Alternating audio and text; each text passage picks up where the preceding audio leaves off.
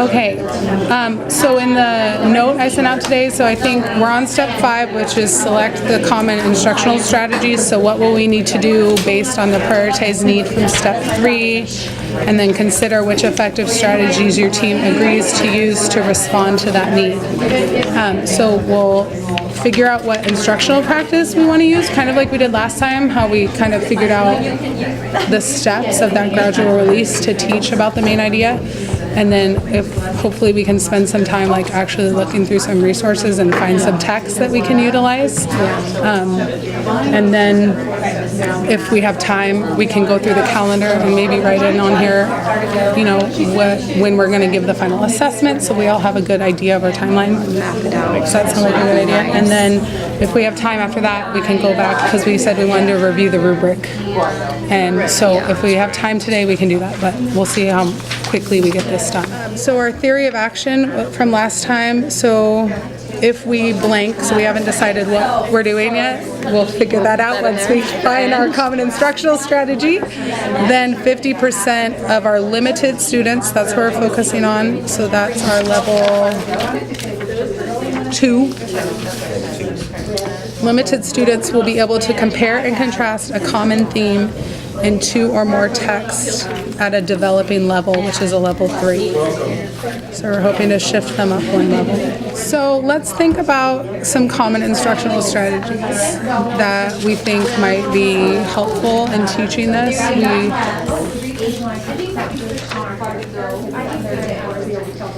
Keeping in mind that we're not, just to clarify, it's not a whole new unit, right? No. Or it's just weaving it in a little bit here and there into what we're doing. Yes. Correct? Okay. And Kate and I had that conversation, because it really fits with the 5th grade standards of opinion writing. Yeah. Yeah, so we're going to be talking about that. And I was thinking that we also have poetry in the spring, and so poetry is a great thing to compare and contrast themes as well. So I think there's other things that we're going to be doing in literacy that will help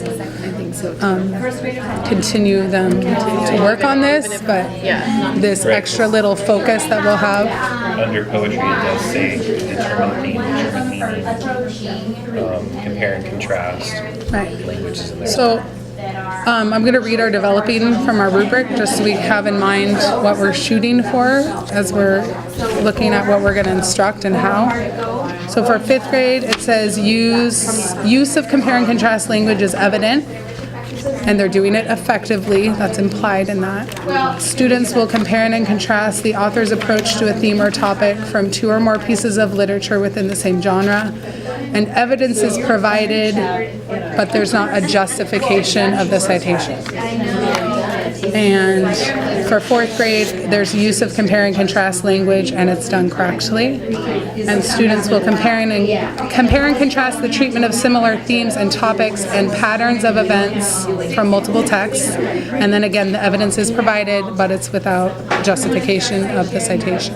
Yeah, because I feel like if we don't show them, they don't know how to do things, obviously. So taking that teaching time us, to supply that thinking just to start. But I think that's good too, as again, we're trying to just fit it in with other instruction, because that can be kind of, it doesn't take too long. So one day you're doing the modeling, the next they're trying one on their own type thing. So I really like that too. Well, and didn't we see a lot of growth too? I did. I think if I remember right, that all of us saw a lot of growth in our kids. I can't remember which category we were looking at, but I think across the board, everybody got done. Can we make an outline of kind of the process, and then we can look for some actual text to use? I think that's going to be the hard part of this. I think we need to be, I think we just need to make sure that we're really specific too, because I know that last time, like, we were still kind of asking each other questions after the meeting, so I think we want to make sure that we're all very specific about exactly what we're doing. But we can take that close reading idea of like highlighting important things and kind of underlining words we don't know as we're reading. And my kids really latched onto that concept of close reading. These strategies also can cover a lot of the different standards that we're also teaching in tandem with this. So the poetry and the opinion writing and all of that we can use this these two strategies through all of those, getting to the questions that Christine was talking about that we'll eventually be putting out there for them. I think essentially we are doing a close read. We're just not calling it a close read on our paper because we're not following the exact thing. So it's basically a close read. Does that make sense? Yeah. Okay. Yeah, I think it'll come together when we talk about all of this too. I agree. I think it'll make more sense. Yeah. I think, yeah. So it's how does the author approach the identified theme, and what's the other one? How does the author? You guys remind me. I guess it's at the beginning, right? How compare and contrast stories in the same genre on their How do approach they to similar treat the themes theme? So that's the 5th grade, and then the 4th grade one was the treatment of the theme. So how does the author approach or treat the identified theme? Okay. Right. All right. So And you got compare and contrast in there, correct? Because I think that's the key in both of them, is that they have to compare and contrast how the author Right. either treated it or approached it. I mean, they first really almost have to find the theme and really discover what the theme is. And But that's the then beauty we of have these, to- though, is that that'll Yeah. just navigate. So let me just ask a clarifying question then. How would that look?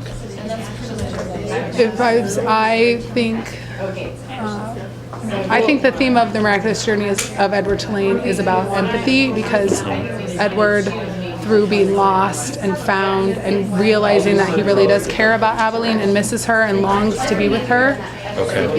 he learns to love. Right.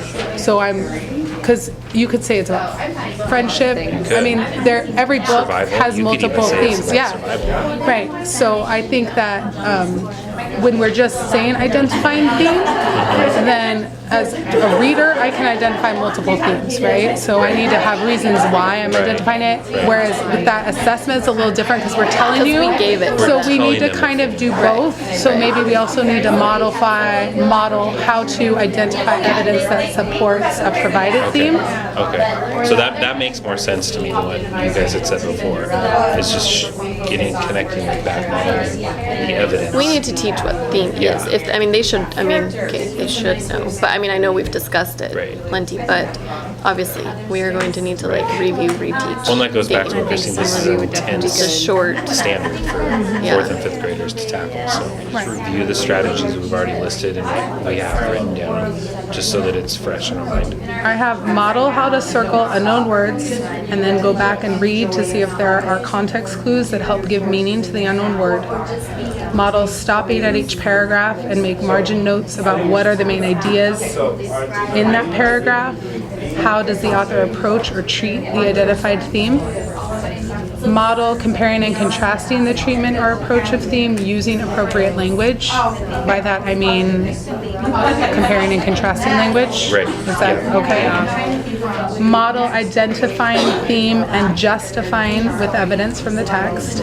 Model how to identify evidence to support an identified theme. Yes. So both ways. Both of those. It's good. It's a good list, guys. So with identified text, teacher reads text aloud, modeling circling unknown words, and stopping after each paragraph to identify main ideas and how identified theme is supported.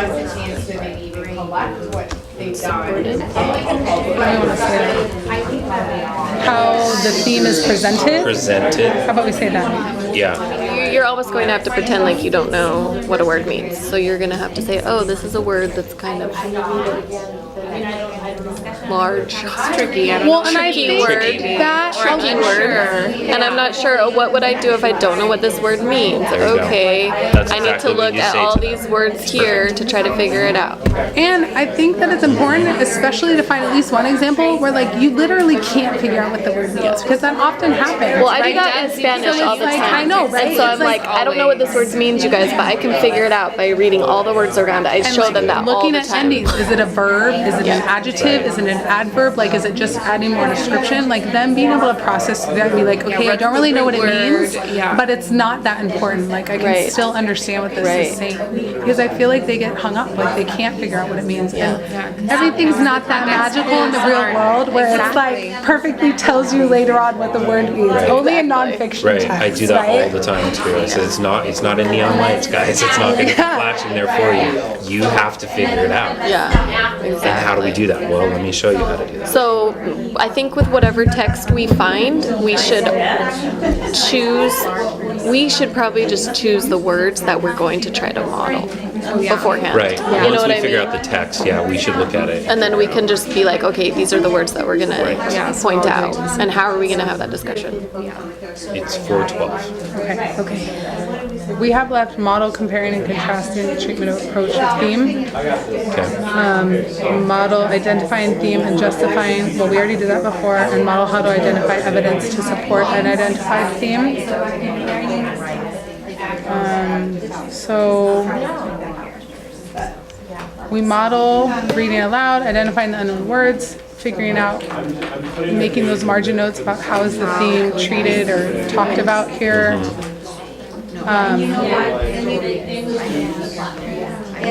What if the next part is we go back and highlight evidence that we feel supports the theme? I think that's a logical step. Yes. Yeah. Go back and highlight after taking notes. Yeah. Do you feel like we need to do that first step again with more text? No, I just see them as kind of combined. Nitty gritty. Oh, okay. Because when I don't know about you guys, I've been doing a lot of like when you highlight it, you need to make a note why you highlighted it type thing. That's good. So it's not. Okay, so I wrote model highlighting evidence that supports the theme that will be used later to compare and contrast. Okay.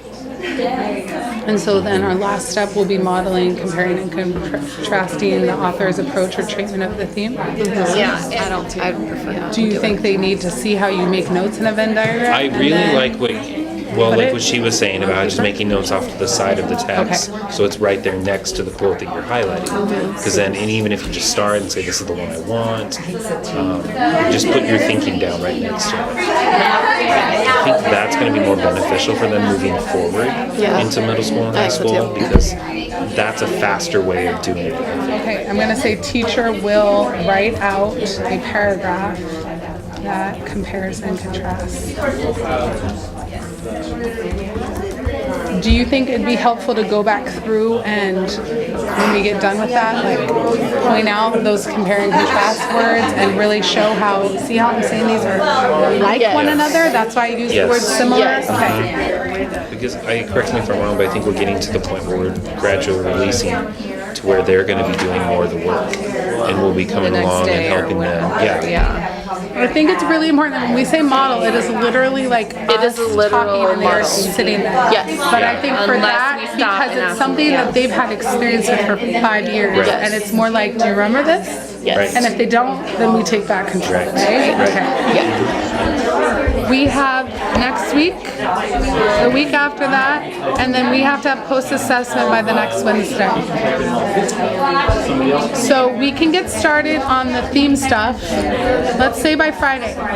We need to have them by Friday, because we can get started with Mary Lou Mellon, Edward Tulane, and Bad Case of Monday. Stripes this week, if you can, or starting early next week, all right? But remember, if we don't have I know, these but there's days. still, well, my No. kids are gonna be here. It's Would you have just a we have to subject? take it out of the equation. It's fine. So let's just try and have them by the 18th if we can, because then Friday the people can get them printed and whatever we need to do, because we can send them to print. It's okay. If we start Take- Monday, it's Take fine. 20 minutes every day and do Yeah. one little piece, right? Yeah. This is not like every A part of your major- lip block, but just start doing a little Okay, bit. so the expectation. So I think that we are doing a really good job making sure that everybody has a voice. So I think we all are really respectful to each other when we talk to each other. We all make sure that everybody says what they need to say. And I wrote the same thing twice. So we make sure that everybody has a voice. means we do it really That- well. Obviously, we did it well then. But I meant it in two different ways. Like we make sure everybody has a voice, but then I don't know. You mean that we respect one another when we talk and we give each other space to talk, but like when Rose said, Kate, it looks like you have something to say, so we ensure that people are voicing their opinions and not sitting there We silently. encourage each other to. I think we're doing a agree very with good that. job with encouraging, and I think we're doing a very good job with asking questions. So Yeah. if one of us doesn't understand, Clarifying then questions. yeah, clarifying questions. But we're good. We got step 5 done. So, So on the 22nd or Thursday or Friday for you, Christina, we're going to read Edward or review Edward Tulane. the 21st, you mean? Monday? Sorry. Okay. 21st. Yes. Review Edward Tulane and then do the steps that are here. So you put down, have a student identify a theme and use evidence from text to justify. Teacher present their idea of the theme and then have students provide evidence to support their idea of theme. Yeah.